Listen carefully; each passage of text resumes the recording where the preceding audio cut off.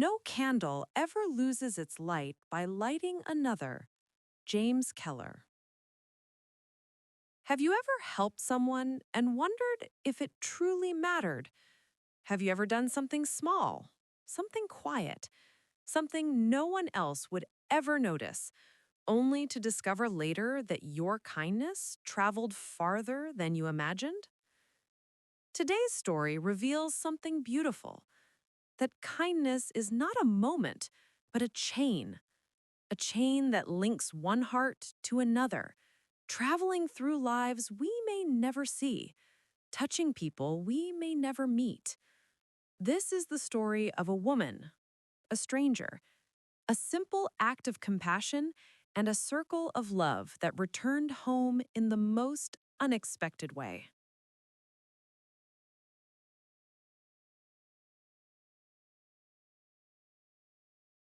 It was a cold night in the American West, the kind of cold that settles into your bones, the kind of cold that makes even headlights seem lonely. On the side of a quiet highway, an elderly woman stood beside her broken-down car, her hands trembling, her breath forming pale ghosts in the air. She had been waiting for hours. Dozens of cars had passed. Not one had stopped. Fear gnawed at her. What if no one helped? What if someone dangerous stopped instead? She wrapped her coat tighter and prayed silently for warmth, for safety, for someone, anyone, to show her mercy. And then she saw it. A faded old car slowed down, coughed loudly, and pulled over in front of her. The driver stepped out. He was tall, with simple clothes, worn boots, and a smile as warm as a fireplace. "Ma'am," he said gently, "my name is Bryan Anderson. Don't worry, I've stopped to help you." For a moment, she hesitated, fear and relief wrestling inside her chest. But then she looked into his eyes and saw kindness there. Not the kind that boasts, not the kind that needs applause, just quiet human decency. Something she had almost given up on. The problem was simple, a flat tire. But the cold was brutal. The bolts were stubborn, and the woman was shaking too much to help. So Bryan crouched beside the wheel, his fingers growing numb, his breath visible in the icy air. He worked slowly, patiently, never rushing, never complaining. The woman watched him silently, her heart swelling with gratitude. When he finished, she reached into her purse and pulled out several folded bills. "Please," she said softly, "take this. You've saved me tonight." But Bryan just smiled, shaking his head. "Ma'am," he said, "you don't owe me anything. If you really want to repay me, find someone else who needs help and pass it on." His words lingered in the cold air, long after he had driven away. For the first time that night, the woman felt warm. A few miles down the road, the elderly woman pulled into a small diner. Inside, the lights were dim, the smell of coffee calming, and the atmosphere simple and warm. A young waitress approached her, a woman with tired eyes, messy hair, and a belly round with pregnancy. She carried herself with grace, but exhaustion clung to her like a shadow. The elderly woman watched her closely. She noticed how carefully the waitress balanced each plate, how gently she spoke to customers, how she winced slightly when standing too long. And suddenly, the woman remembered Bryan's words, "Pass it on." When she finished her meal, the woman paid with $100 bill. As the waitress walked to the counter to get change, the elderly woman quietly slipped $400 under her napkin, along with a handwritten note. Then she slipped out of the diner before the girl could return. The note read, "You don't owe me anything. I've been where you are. Someone helped me tonight, and now it's your turn. If you truly want to repay me, don't let this chain of love end with you." That night, the young waitress returned home.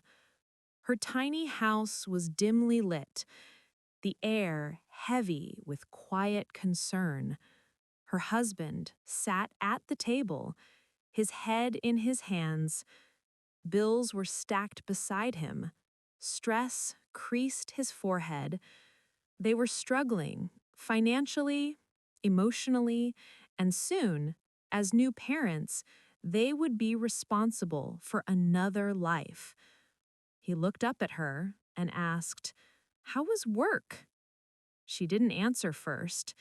Instead, she walked toward him slowly, her eyes glistening, her hands trembling with something she could not yet explain. Then she placed the napkin on the table, the money neatly folded beside it. With tears in her eyes, she whispered, "Someone left this for us. And you know what? Everything's going to be okay now." Her husband's eyes widened. Hope, fragile but real, filled the room like the first light of dawn. She leaned down, kissed his forehead, and whispered softly, "I love you, Bryan Anderson." And in that moment, the circle closed. The chain of love returned to the very man who had started it.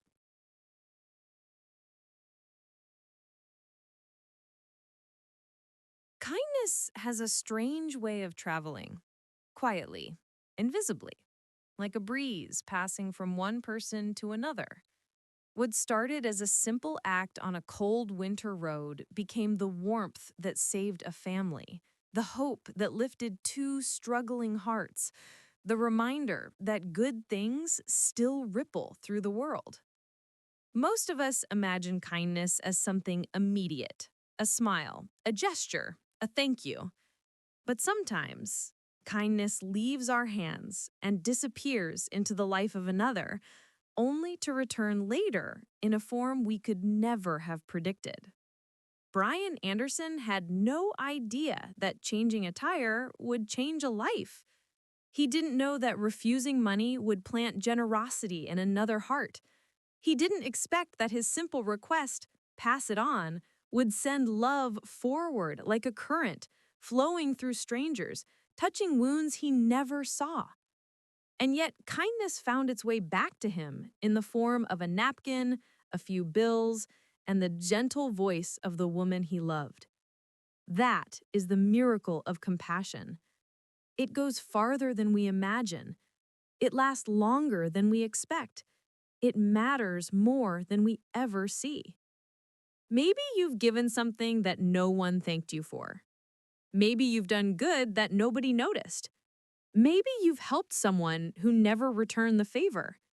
But here is the truth. Kindness is never wasted. Not once, not ever.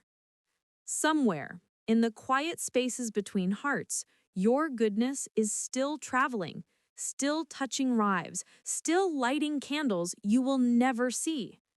And one day, when you least expect it, that same light may return to you in a way that feels like grace. So keep giving, keep helping, keep lighting candles.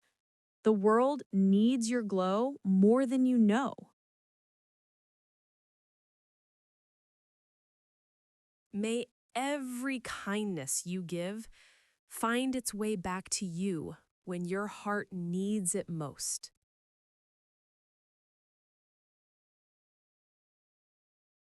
Every story is a whisper of life. May yours be one that spreads kindness.